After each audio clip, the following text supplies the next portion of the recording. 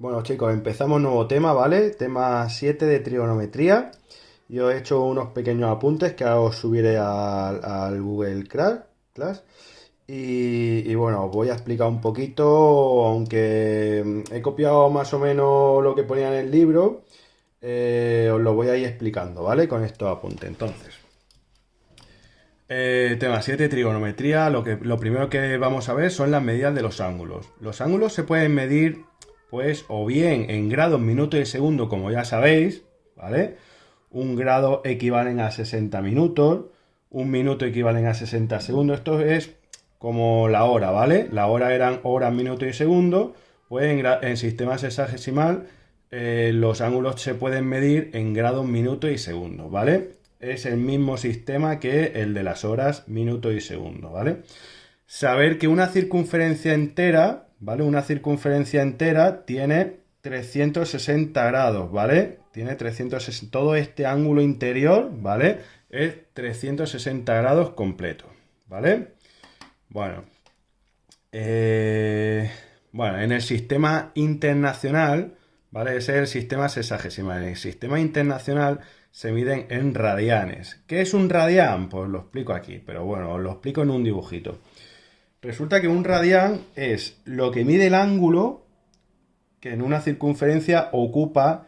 Fijaros que este trocito de aquí, este arco de circunferencia, si yo lo pongo ese ángulo para que este arquito de circunferencia, esta longitud de arco, valga lo mismo que el radio, ¿vale? Que el radio, ¿vale? Esta longitud tiene que valer lo mismo que el radio. Si yo hago esa apertura de ese ángulo, pues eso es lo que mide un radián, ¿vale? Este angulito equivale a un radián cuando la longitud de este arquito, ¿vale?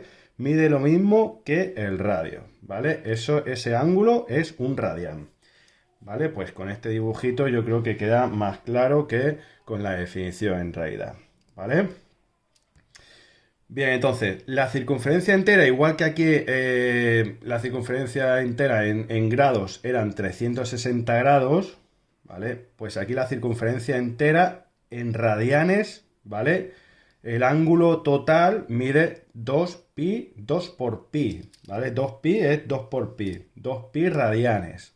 ¿Qué es pi? Pues ya sabéis que pi es 3,14, 15, 92, etcétera, etcétera, etcétera, ¿vale? Tiene infinitos decimales. Nosotros lo tomamos normalmente solamente como 3,14. De todas formas, para trabajar con todo, de momento con los ángulos y tal, solamente pondremos la letra pi y no utilizaremos el 3,14, ¿vale?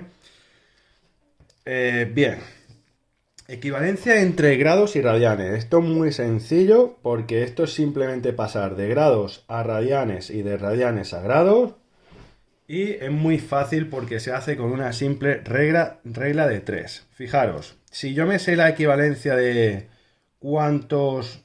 de esta equivalencia, ¿vale? Que 360 grados, lo que habíamos visto antes, ¿vale? De que 360 grados son en realidad 2 pi radianes, ¿vale? Si yo me sé esa equivalencia, está claro que hay que aprenderse una equivalencia, al menos. 360 grados equivalen a 2 pi radianes. Por lo tanto, me preguntan aquí, ¿cuántos radianes son 60 grados? Pues 60 grados, lo pongo debajo de los grados, equivalen a x radianes. Una simple regla de 3. ¿Qué tengo que hacer para averiguar la x? Multiplicar 60 por 2pi dividido entre 360. 60 por 2pi entre 360. Fijaros que puedo quitar el 0, puedo simplificar el 6 y el 36, ¿vale? Al final me queda pi partido de 3 radianes, ¿vale? Simplificando arriba y abajo me quedan pi partido de 3. Se deja expresado así con el pi, ¿vale? No hay que poner 3,14, ¿vale? Se deja expresado con el pi. Bueno, y esa es la equivalencia entre grados y radianes. Y ahora vamos a ver uno de radianes a grados, pero se trabaja prácticamente igual, con una simple regla de 3, ¿vale? Entonces, fijaros. Dice, ¿cuántos grados son 2 pi tercios radianes? Yo pongo mi regla de 3, yo sé que esta equivalencia, que 360 grados son 2 pi radianes, por lo tanto, yo tengo que 2 pi tercios radianes equivalen a x grados, ¿vale? Es lo que me preguntan, ¿cuánto equivalen 2pi partido de 3 radianes en grados? convertirlo.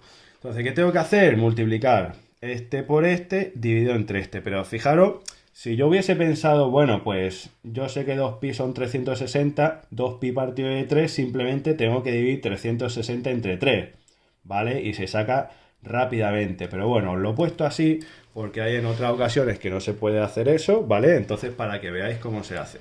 Se multiplica este por este dividido entre 2pi. Lo he puesto aquí, ¿vale? Entonces, resulta que, bueno, yo multiplico arriba para quedarme con una sola fracción, este por este y este por 1. Se me queda una fracción y abajo 2pi partido de 1, aunque no esté, ¿vale? ¿Qué tengo que hacer ahora? Multiplicar el producto de extremos, este por el otro extremo y lo pongo arriba, y partido de producto de medios y se pone abajo. Esto por 1 arriba y esto por este abajo, ¿vale?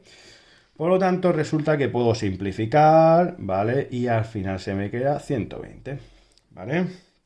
Bueno, pues es muy fácil la equivalencia entre grados radianes, radianes y grados.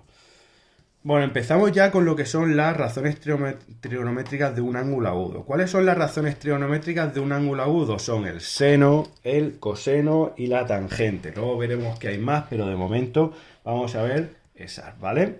Entonces, yo tengo un triángulo rectángulo, ¿vale? Vamos a trabajarlo con un triángulo rectángulo. Entonces, en un triángulo rectángulo, pues este va a ser mi ángulo agudo alfa.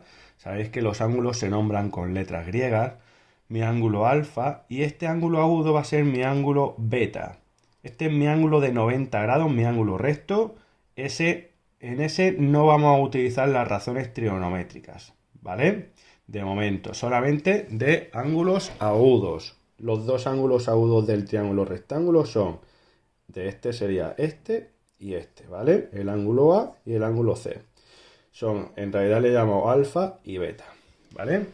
Bien, recordamos lo que es la hipotenusa. La hipotenusa es lo que está justamente enfrente, fijaros aquí, enfrente del ángulo recto, ¿vale? Porque luego resulta que a lo mejor este triángulo nos lo dan girado y entonces tenemos que saber exactamente cuál es la hipotenusa. Siempre el que está enfrente del ángulo recto, ¿vale? El lado más grande. Esa es la hipotenusa. Entonces, se define. ¿Quién es el seno del ángulo alfa? Pues se define con esta formulita. Es el cateto opuesto. ¿Qué significa opuesto? El que está justamente enfrente. El ángulo alfa está aquí. Fijaros que el que está justamente, el lado que está, o el cateto que está justamente enfrente es el cateto A. Y luego veremos que necesitamos el cateto contiguo. El que está justamente contiguo es el que está al lado, ¿vale? Eso lo utilizaremos luego. El que está enfrente es el cateto opuesto, ¿vale? Por lo tanto, se define como cateto opuesto partido de hipotenusa. El cateto opuesto es el cateto A, ¿vale? Y la hipotenusa le he llamado B porque está, ¿vale? Recordar que los lados se nombran en función del ángulo que tienen enfrente. Si este es el ángulo A, pues este será el cateto A. Si este es el ángulo B, este es el cateto B. Perdón, esta será la hipotenusa B. Y si este es el ángulo C, pues este será el cateto C, ¿vale? Los ángulos en letras mayúsculas, los lados en letras minúsculas, ¿vale?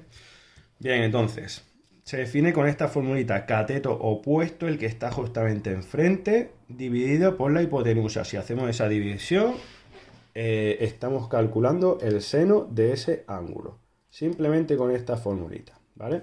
¿Quién es el coseno del ángulo alfa? El coseno del ángulo alfa es cateto contiguo, es decir, el que está justamente al lado. Fijaros que de este ángulo que está justamente al lado, el cateto es este de aquí, ¿vale?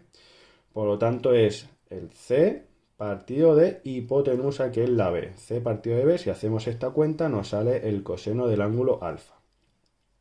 Y luego tenemos la tangente, pues con esta formulita de aquí. Es cateto opuesto, el tangente del ángulo alfa es el cateto opuesto, el de enfrente, que es A, partido de cateto contiguo que está al lado, que es el C, ¿vale? Con esta formulita vamos calculando el seno, coseno y la tangente. Fijaros que para el ángulo B es exactamente lo mismo. Vamos trabajando con estas formulitas, fijaros.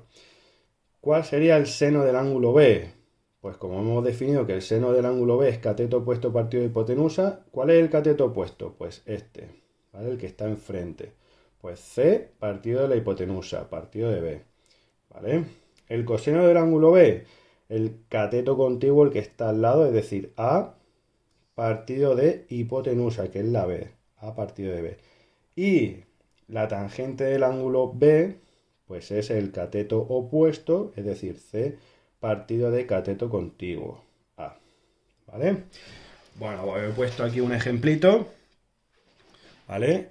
Y fijaros, me dan este triángulo, me dicen la medida de la hipotenusa, de los dos catetos, y me dicen, calcula el seno del ángulo alfa. Pues seno de este ángulo alfa agudo es cateto opuesto partido de la hipotenusa, 5 partido de 13. ¿Vale? Lo puedo dejar así indicado, ¿vale? No hace falta que haga la división, ¿vale? El coseno del ángulo alfa, pues cateto contiguo, 12 partido de hipotenusa, 13, ¿vale? Tangente del ángulo alfa, cateto opuesto, 5 partido de cateto contiguo, 12. Y lo mismo para el ángulo beta, el otro ángulo agudo, el beta. Seno, pues es cateto opuesto partido de hipotenusa. Coseno, cateto contiguo partido de hipotenusa. Y tangente, cateto opuesto partido de cateto contiguo, 12 partido de 5. ¿Vale? Bueno, pues ahora os pondré ejercicio en el aula para mañana para que vayáis trabajando. Saludos.